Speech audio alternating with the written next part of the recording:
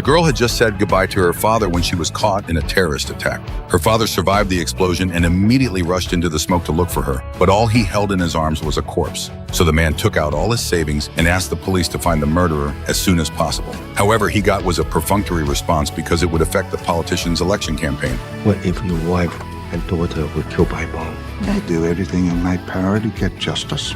So I've chosen you. Soon the man was kicked out of the office. Then the man went to the toilet, took out 2 bottles of explosives, hung them up with a rope, and finally lit a cigarette. By the time he walked out of the government building, the explosives went off.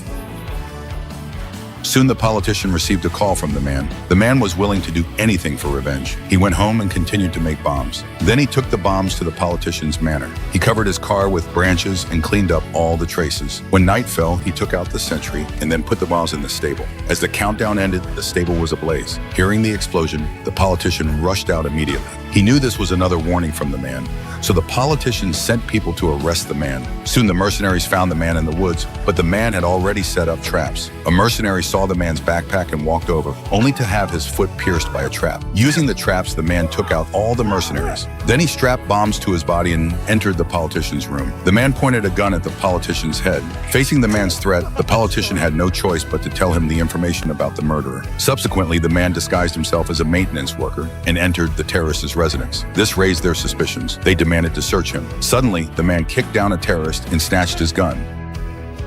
The man hid in a corner and exchanged fire with the terrorist.